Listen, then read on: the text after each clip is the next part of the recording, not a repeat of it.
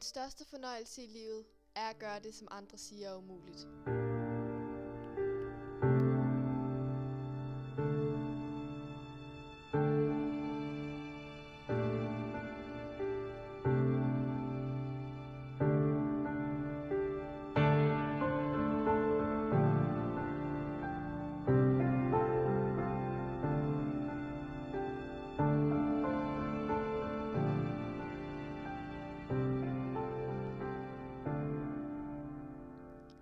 Mit navn er Mathilde, og jeg er 17 år gammel. For 2 år siden begik jeg en fejl, der ændrede mit liv. Nu skal I høre, hvad der skete.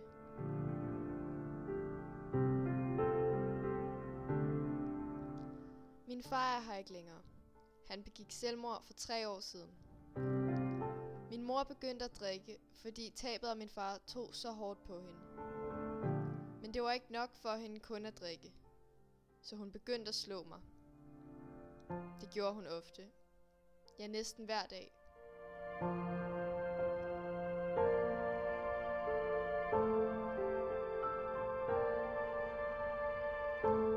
I skolen blev jeg mobbet og holdt udenfor. Men jeg vidste ikke, hvad jeg gjorde forkert. Jeg var jo bare mig selv. Alle vendte mig ryggen. Selv min kæreste gik fra mig. Den eneste, jeg havde tilbage, var min bedste veninde Sofie. Men ikke engang hende, min bedste veninde, var der for mig, da jeg havde allermest brug for hende.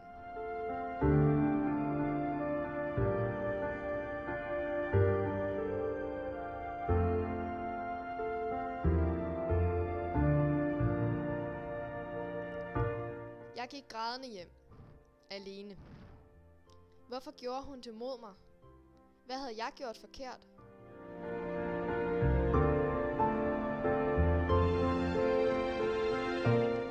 Jeg prøvede at få fat på Sofie, for jeg ville ikke også miste hende.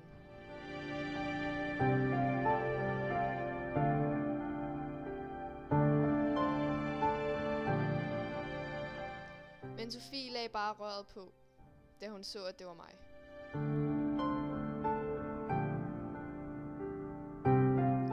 Den eneste måde, jeg havde lært at takle problemer på, var ved at flygte fra virkeligheden. Så det gjorde jeg. Jeg ville dog ikke være ligesom min mor.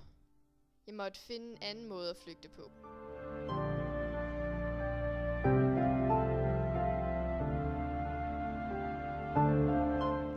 Jeg ville bare væk. Fra alt det dårlige. Fra smerten. Og fra alle, der hadede mig.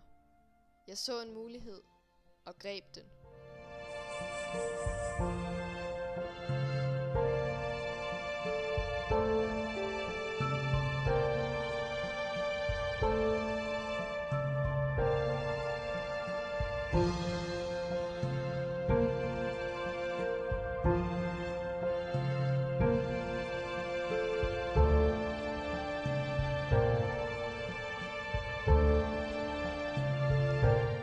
Jeg ville ikke se virkeligheden i øjnene, så jeg gjorde mig klar og sneg mig ud af døren med mine højeste stiletter gemt under jakken.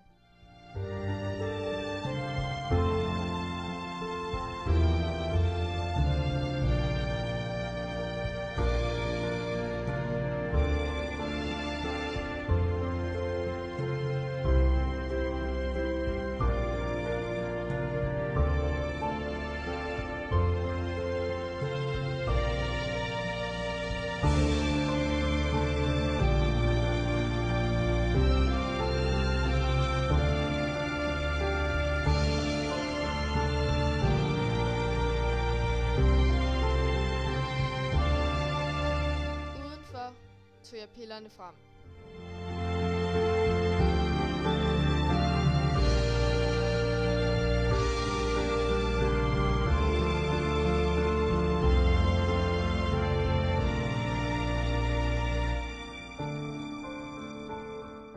Jeg vidste, at nu ville der ikke gå lang tid før jeg var i min egen lille boble, hvor det eneste, der kunne mærkes, var musikken, der dunkede i kroppen.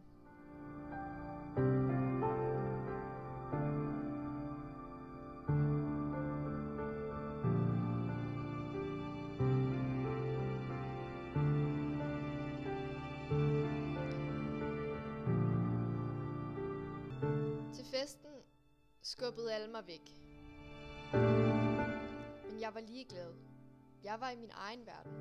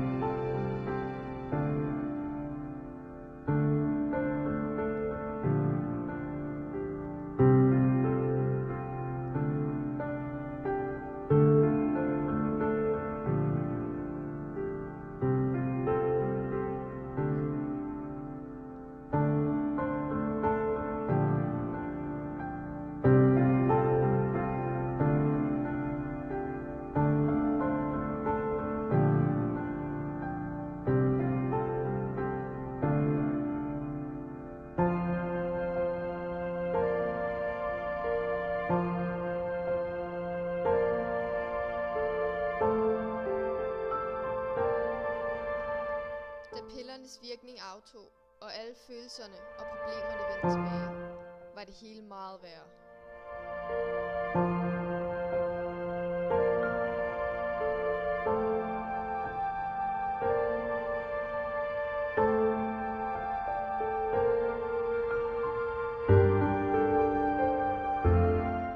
Der gik ikke lang tid før, at jeg kunne klare hverdagen uden pillerne.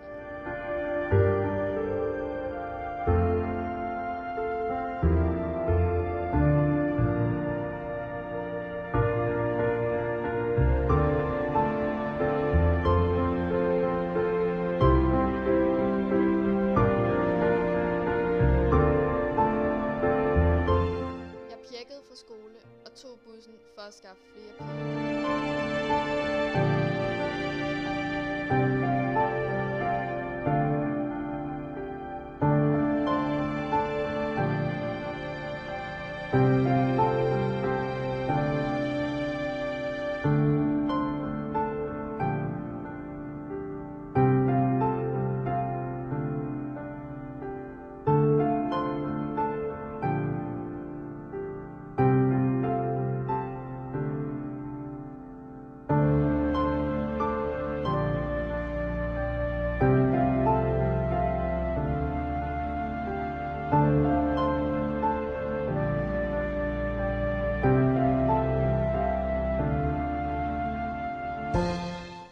Jeg gjorde, da jeg tog i skole dagen efter, var at løbe ud på toilettet.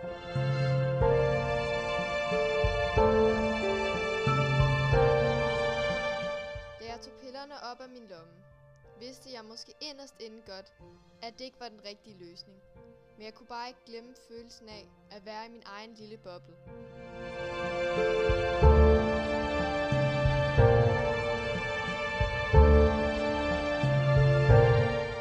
Da jeg gik ned ad gangen mod klasselokalet, begyndte verden pludselig at snurre rundt, og det næste øjeblik var alting sort.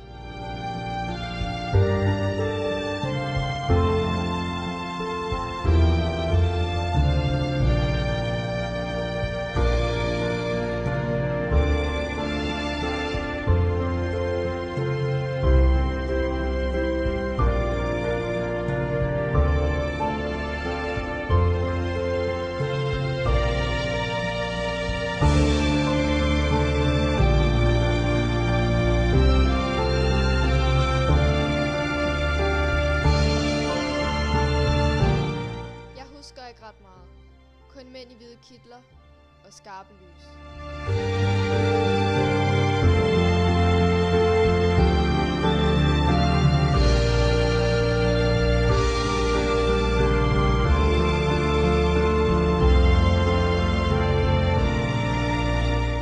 Da jeg endelig blev udskrevet fra hospitalet, indså jeg, at jeg havde desperat brug for hjælp. Jeg havde taget stoffer alt for længe, og jeg havde ødelagt mig selv ved det.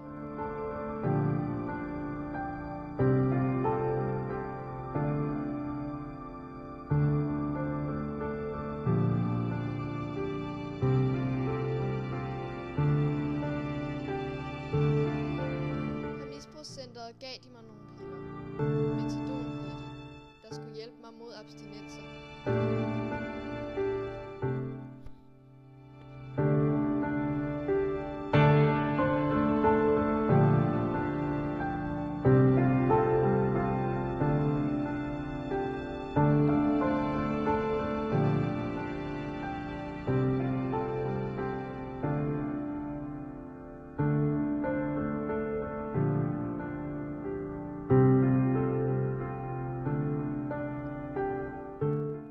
også sendt til samtaler, og selvom det var hårdt at åbne op, gjorde jeg det, for jeg vidste, at det i sidste ende ville hjælpe mig.